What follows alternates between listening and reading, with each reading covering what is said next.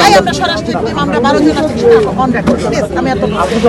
এদিকে এসে কাজগুলো করেন আমাদের যাত্রীগুলো পিছন দিকে আপনি বলেছেন স্বরাষ্ট্র মন্ত্রণালয় তাই আমরা স্বরাষ্ট্র টিম আমরা 12 জন আছি অন রেকর্ড প্লিজ আমি এত জন বলছেন যে আমি ক্ষমা প্রার্থী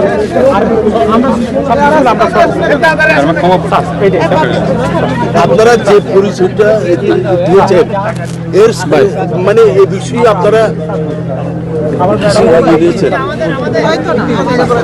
এটা আপনি পাবলিকের সাথে তাহলে আপনি কি আছেন আমরা যদি স্যার আপনি আমি মেসেজ শোনার পরে আচ্ছা ধরুন শুনেন না যে কারোর সাথে কি আপনি আছেন আমরা সবাই বলে আমরা অনলাইন শিকার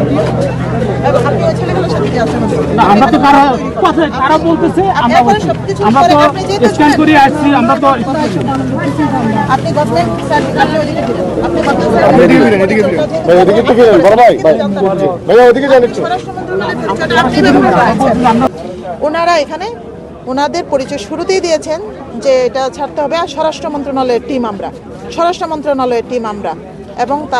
আপনারা অলরেডি আপনারা অবগত আছেন এবং আপনারা দেখেছেন রেকর্ড আছে ভিডিও রেকর্ড রয়েছে তাদের যে উগ্র আচরণ এবং সবচেয়ে বড় যে বিষয়টি তারা পুলিশকে সাব ইন্সপেক্টরকে বলেছে আমার পরিচয় কিন্তু অসংখ্য জন দিয়েছে এরপর ঠিক আছে আমার পরিচয়টা এখানে মুখ্য নয় কিন্তু তারা পুলিশকে বলেছে যে তারা স্বরাষ্ট্র মন্ত্রণালয়ের আমাকে অ্যারেস্ট করার জন্য জাহাজগুলো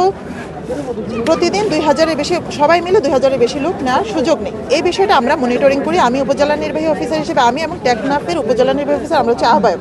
ওনারা যে কাজটা করেছে আমি আসলে কোন জাহাজের যাত্রীকে এটা তো আমাদের দেখার আসলে সুযোগ নেই ওই জাহাজ কেন আগে ছাড়লে এখানে জোয়ার ভাটার একটা বিষয় আছে এরপরও সব কিছুর একটা সমাধান আছে জাহাজ আগে ছেড়ে গেছে বা পরে ছেড়ে গেছে এই বিষয়গুলোর সাথে কিন্তু আমি মোটেও আমরা রিলেটেড নই আমরা এই অংশের পাশের অংশটুকু শুধু দেখি তাদের বিরুদ্ধে আইনগত ব্যবস্থা যেহেতু আমরা তাদের পরিচয়টা শনাক্ত করতে পেরেছি অলরেডি আপনারাও পেরেছেন তারা স্বরাষ্ট্র মন্ত্রণালয়ের অফিস সহকারী এও এবং বিভিন্ন পদে আছে এ ধরনের একটা বিষয় জানা গেছে এটা আমরা কনফার্ম হওয়ার পরে আমরা হয়তো তাদের বিরুদ্ধে আমরা অবশ্যই যথাযথ কর্তৃপক্ষের কাছে লিখিত আমি উপজেলা নির্বাহী অফিসার হিসেবে জানাবো শুধু আমাদের সাথে এখানে আমাদের ভলান্টিয়ার যারা আছে সবার সাথে এবং চরম আইনশৃঙ্খলা পরিস্থিতির অবনতি করেছে এবং আইনশৃঙ্খলা পরিস্থিতি অবনতির কারণে এবং গভর্নমেন্টের কাজে ব্যাঘাত ঘটানোর জন্য আমি ব্যবস্থা নিতে পারি কিন্তু এরপরে এই বিষয়টি আমি আপাতত অন্যান্য যাত্রীর স্বার্থে এবং এখানে শৃঙ্খলাটা যেন বজায় থাকে এবং ট্যুরিস্টদের যেন কোনো নেগেটিভ ইম্প্যাক্ট না পড়ে ট্যুরিজমের উপরে এই জন্য আমি আপাতত ওই দিকটাতে ব্যবস্থা না নিয়ে যেহেতু আমরা তাদের আরেকটি বিষয়ে জেনেছি সরকারি চাকরিজীবী হিসেবে তারা যে উচ্ছৃঙ্খলা আচরণ করেছে আমাদের যেহেতু ওই লাইনটি রয়েছে